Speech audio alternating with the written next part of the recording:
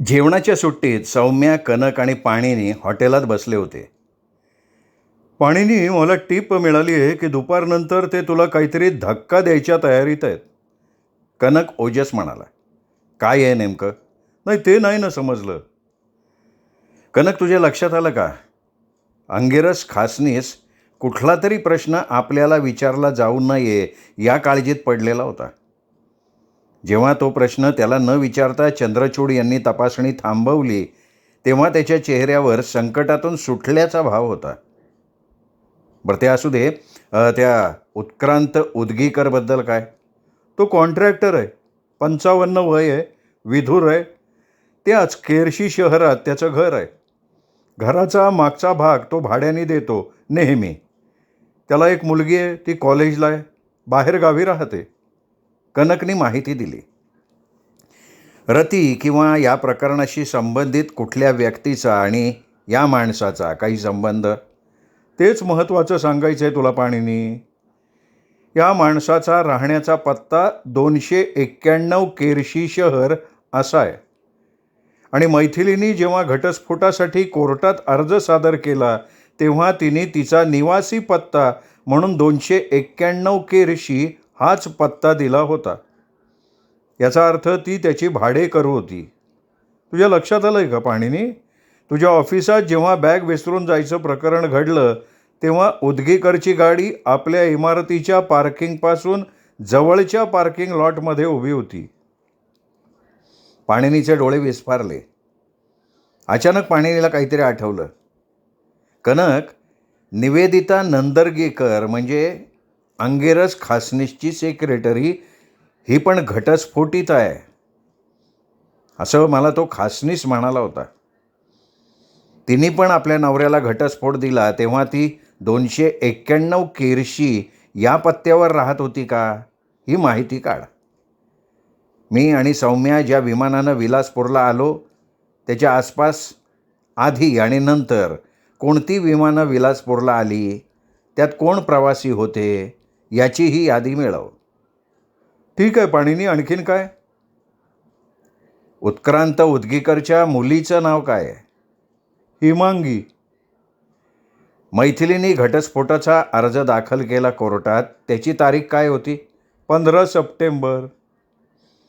मैथिली ही जर उत्क्रांतच्या बंगल्यात मागच्या भागात भाड्यानं राहत असेल काही काळ, म्हणजे घटस्फोटासाठी वेगळं राहायला लागतं म्हणून, तर हिमांगी आणि तिची नक्की ओळख असणार.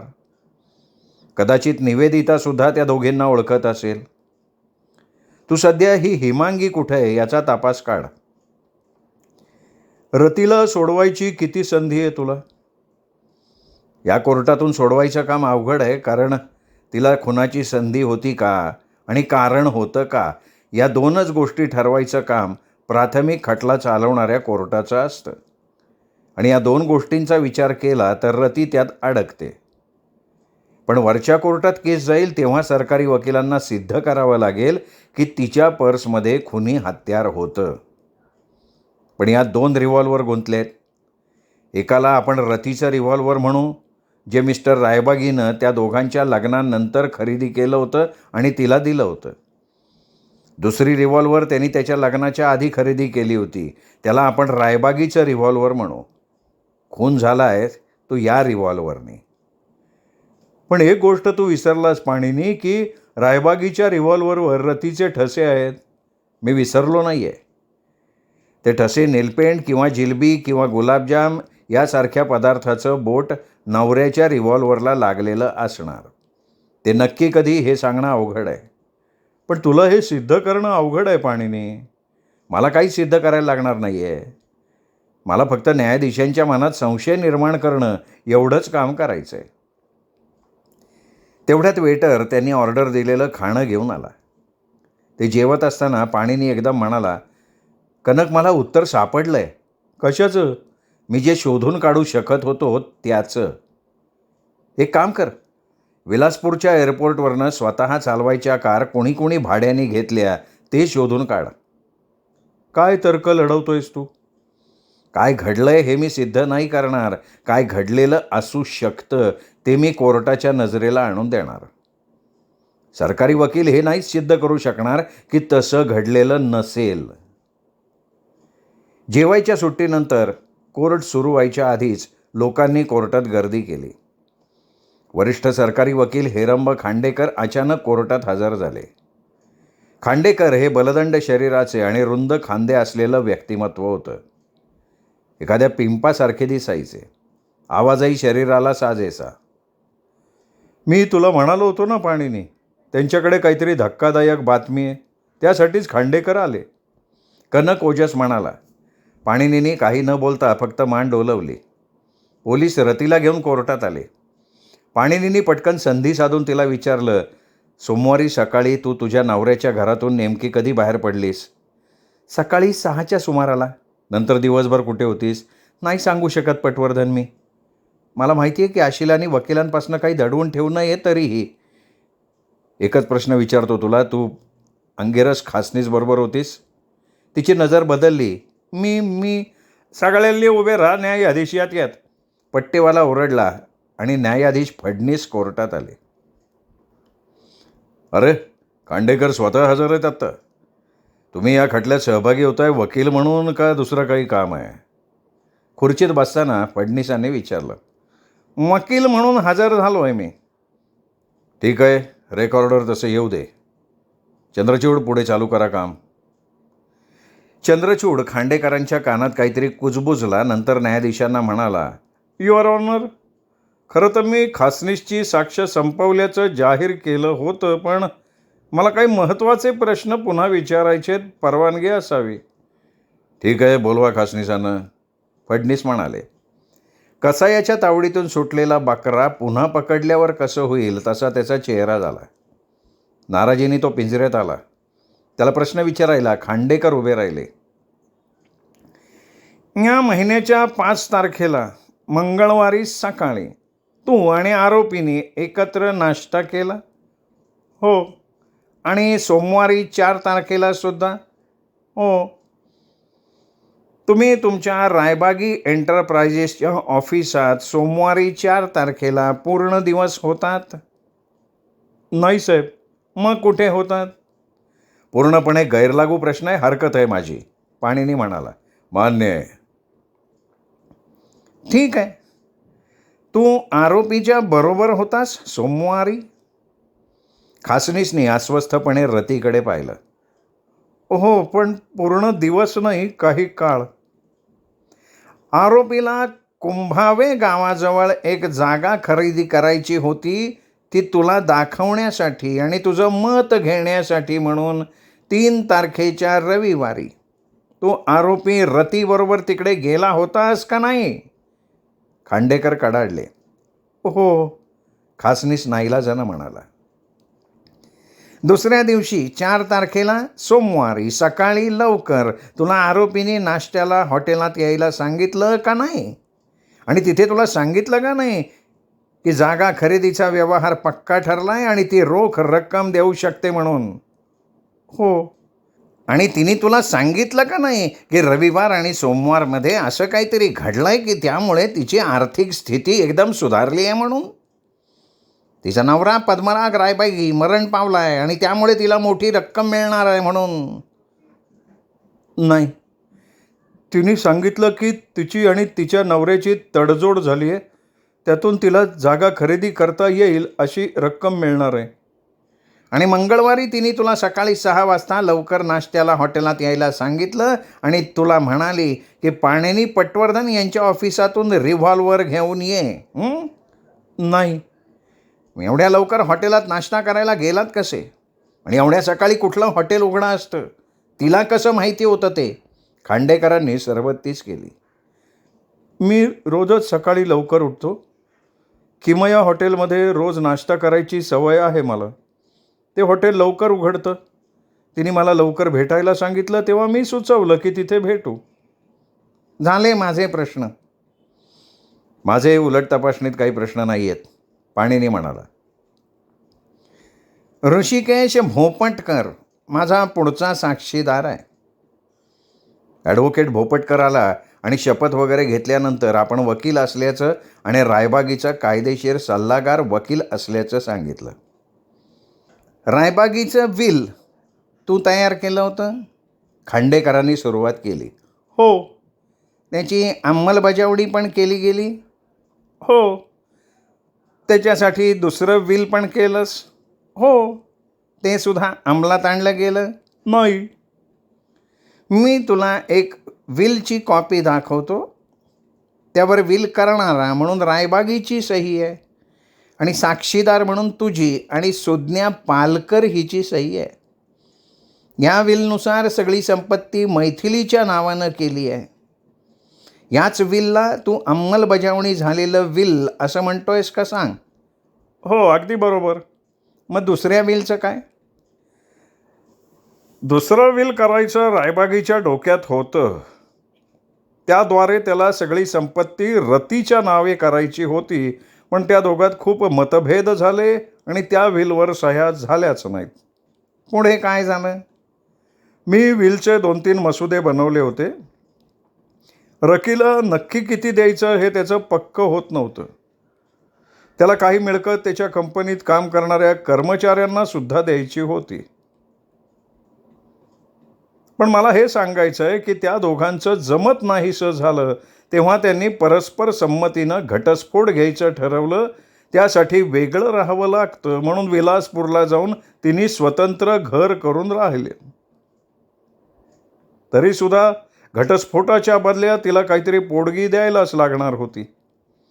त्या बाबतीत त्यांनी असा प्रस्ताव ठेवला की पुढची 10 वर्ष तो तिला ठराविक रक्कम देईल आणि याशिवाय त्याच्या विलमध्ये तिला एक रकमी काहीतरी मोठी रक्कम देण्यात येईल.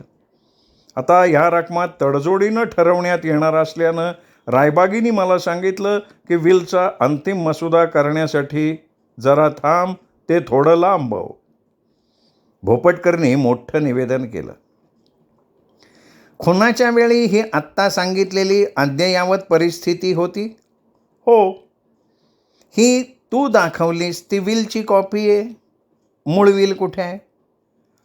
कोर्टाच्या दाखल्यासाठी कोर्टात दाखल केलंय. मग ही प्रत मला आमच्या सरकार पक्षातर्फे पुरावा म्हणून सादर करून घ्यायची आहे. तुमची हरकत आहे का यासाठी पटवर्धन? हरकत आहे का नाही मला आत्ता नाही सांगता येणार. त्यासाठी या विषयापुरती मला भोपटकरांची उलट तपासणी घ्यायला लागेल. ठीक आहे, घ्या.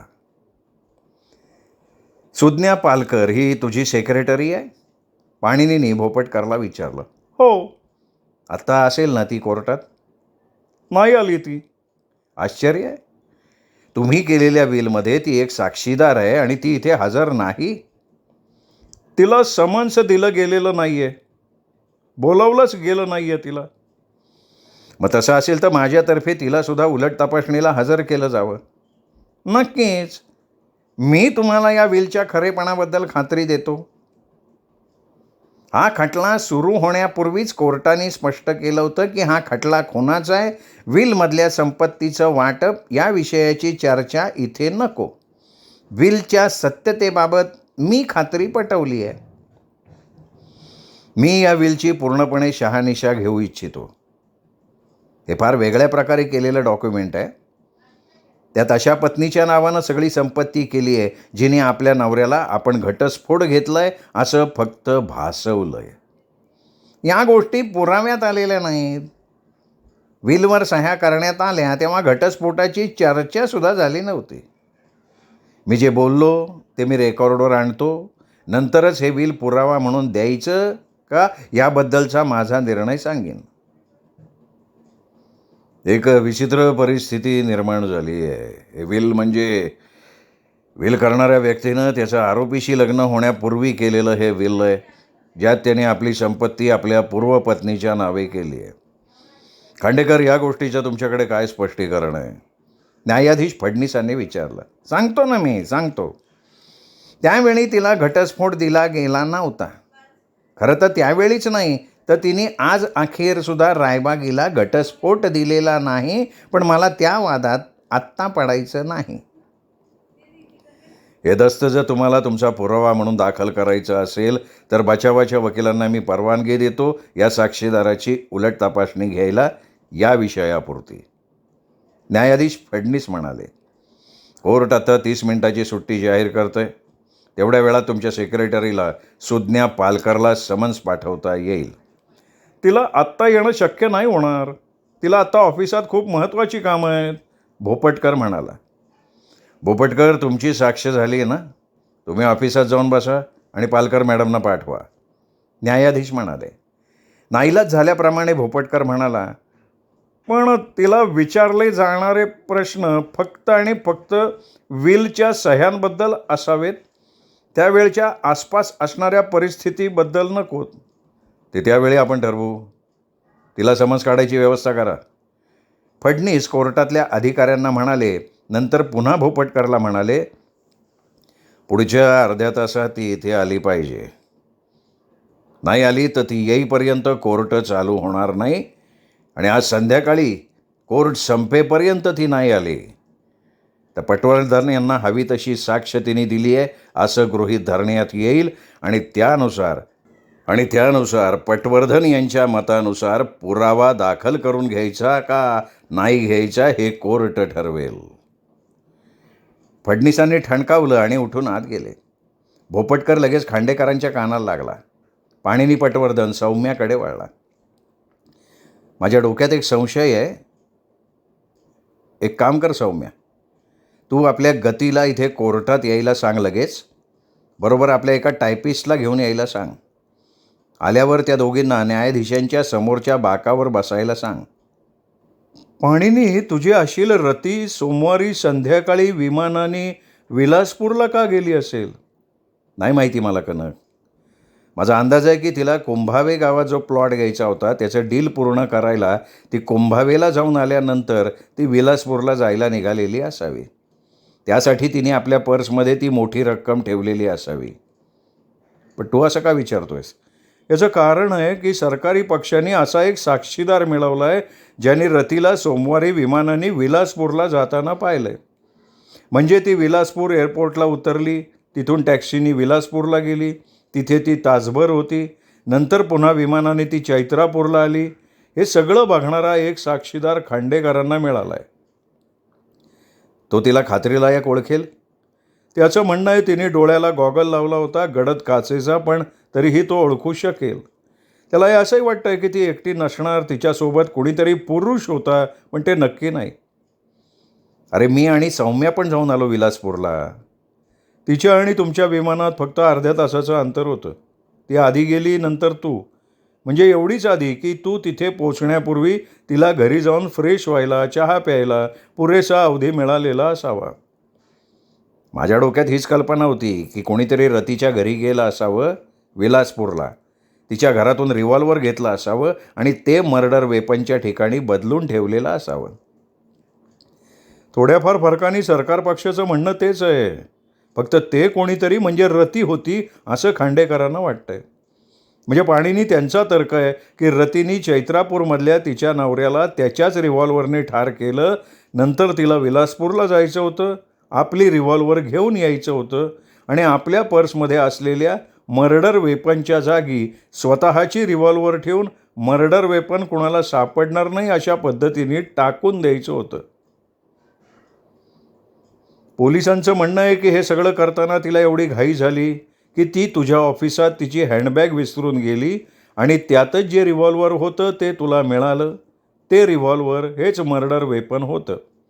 आता हे रिव्हॉल्वर परत मिळवून ते बदलण्यासाठी तिला ते तुझ्या ऑफिसातून काहीही करून काढून स्वतःच्या ताब्यात घ्यायचं होतं आणि त्यासाठी तिने अंगिरस खासनीसची नियुक्ती केली.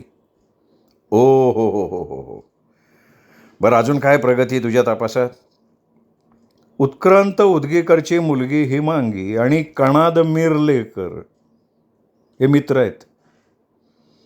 साहजिकच सुज्ञा पालकरला जेव्हा घटस्फोट घ्यायचा होता तेव्हा नवऱ्यापासून वेगळं राहण्यासाठी घर लागतं, तेव्हा कणादनी हिमांगीच्या वडिलांचं घर सुचवलं.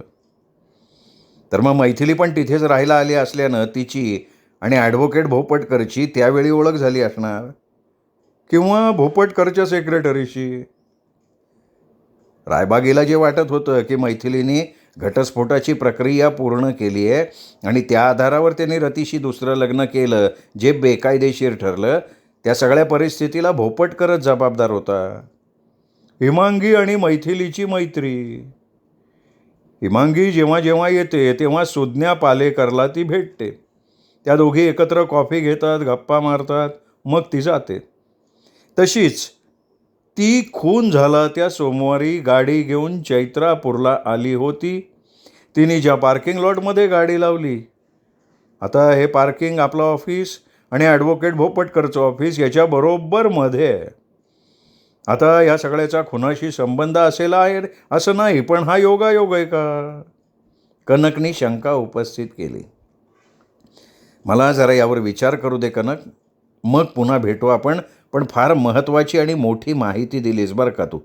भेटूयात. श्रोते हो, हा होता आजचा भाग अभय बापट लिखित मर्डर वेपन या कादंबरीचा. यापुढचा भाग उद्या आपण ऐकणार आहोत दीपक रेगे कथाकथन चॅनलवर. नमस्कार.